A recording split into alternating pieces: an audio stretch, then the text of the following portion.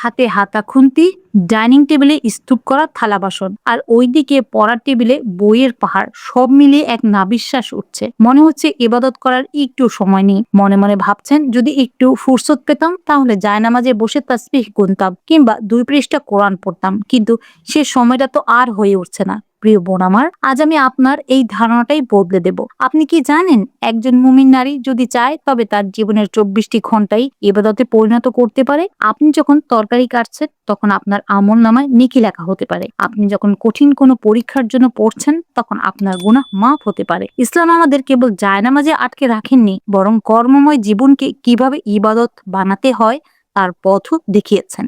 আজকের এই বিশেষ ভিডিওতে আমি আপনাকে 5টি এমন টেকনিক বা আমল শেখাবো যা আপনি আপনার কাজের সাথে সাথে করতে পারবেন। ভিডিওর শেষ অংশটি বিশেষ করে আমার শিক্ষার্থী বন্ধুদের জন্য, যেখানে আমি মনোযোগ বাড়ানোর একটি শক্তিশালী সুন্নতি আমল শেয়ার করব, তাই এক মুহূর্তের জন্য মিস করবেন না। চলুন মূল কথায় আসি। তবে তার আগে ছোট্ট একটি বিষয়, আপনি হয়তো আপনার চারপাশে অনেক বোনকে চেনেন যারা দিনের পথে চলতে চায় কিন্তু সময়ের অভাবে হয়ে ওঠে না। এই ভিডিওটি তাদের জন্য একটি উপহার হতে পারে, তাই এখনই শেয়ার করুন। আর আমাদের এই আত্মিক সম্পর্কের বন্ধন আরো মজবুত করতে এবং প্রতিদিনের নতুন নতুন ইসলামিক টিপস পেতে নূরে হেদায়েত ভয়েস চ্যানেলটি সাবস্ক্রাইব করে বেল বাটনটি অন করে দিন। আমাদের এই ছোট্ট প্রচেষ্টা যেন আপনার ও আমার নাজাতের উসিলা হয়। যে কোনো কাজ শুরু করার আগে প্রথম এবং প্রধান শর্ত হলো নিয়ত করা। সহিহ বুখারীর একেবারে প্রথম হাদিসটি হলো ইন্নামাল আমানু বিন্নিয়াত, নিশ্চয় সমস্ত আমল নিয়তের উপর নির্ভরশীল। সহিহ বুখারী 1। এখন প্রশ্ন হলো, রান্না বান্না বা ঘর গোছানো কিভাবে ইবাদত হবে? বোন, আপনি যখন রান্নাঘরে ঢুকছেন তখন মনে মনে বলুন, ইয়া আল্লাহ, আমি আমার স্বামী, সন্তান ও পরিবারের খেদমত করার জন্য রান্না করছি, যাতে তারা খেয়ে সুস্থ থাকে এবং তোমার ইবাদত করতে পারে। আপনি যদি পড়ার টেবিলে বসেন তবে নিয়ত করুন, ইয়া আল্লাহ, আমি জ্ঞান অর্জন করছি যাতে আমি এই সমাজ ও উম্মাহর সেবায় আসতে পারি এবং তোমার সৃষ্টির রহস্য বুঝতে পারি। ব্যাস, আপনার এই নিয়তের কারণে পরবর্তী পুরো সময়টা আপনি সওয়াব পেতে থাকবেন। আপনার হাতা নাড়া হবে তাসবিহ পড়ার সমান, আর বইয়ের পাতা উল্টানো হবে জিকিরের সমান।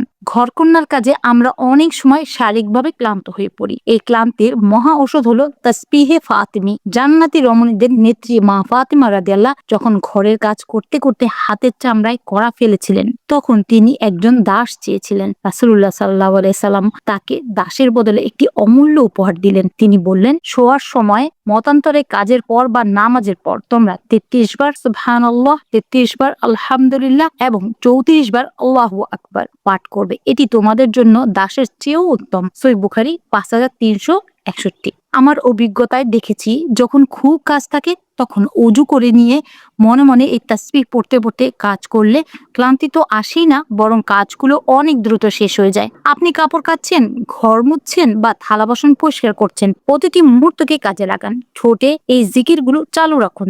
দেখবেন কাজ শেষে শরীর ক্লান্ত হলেও মনটা প্রশান্তিতে ভরে আছে। রাসূলুল্লাহ সাল্লাল্লাহু আলাইহি সাল্লাম একজন সাহাবীকে বলেছিলেন, তোমার জিহ্বা যেন সর্বক্ষণ আল্লাহর জিকিরে সিক্ত থাকে। তিরমিজি 3375। রান্নাঘর বা অফিসের কাজ হলো জিকির করার শ্রেষ্ঠ সময়। আমাদের কোনো কাজই এমন নয় যা করতে গেলে জবান আটকে থাকে। বিশেষ করে আমি আস্তাগফিরুল্লাহ এর কথা বলবো। রাসূলুল্লাহ সাল্লাল্লাহু আলাইহি সাল্লাম দিনে 100 বার ইস্তেগফার পড়তেন। সহিহ মুসলিম 2702। অথচ তিনি ছিলেন নিষ্পাপ। তাহলে আমাদের কতবার পড়া উচিত? আপনি যখন সবজি কাটছেন, ঘর ঝাড়ু দিচ্ছেন বা ড্রাইভ করছেন, তখন ক্রমাগত আস্তাগফিরুল্লাহ পড়তে থাকুন। এর অনেকগুলো জাগতিক লাভও আছে। সূরা নূহে বলা হয়েছে, যারা বেশি বেশি ইস্তেগফার করে আল্লাহ তাদের অফুরন্ত বৃষ্টির মতন রিজিক, ধন সম্পদ ও সন্তানাদি দিয়ে বরকত দান করেন। সূরা নূহ আয়াত 10-12। সুতরাং আপনার কাজ হবে, জিকির হবে এবং দুনিয়াবী সমস্যাগুলো সমাধান হবে। এটাই তো মুমিনের স্মার্টনেস।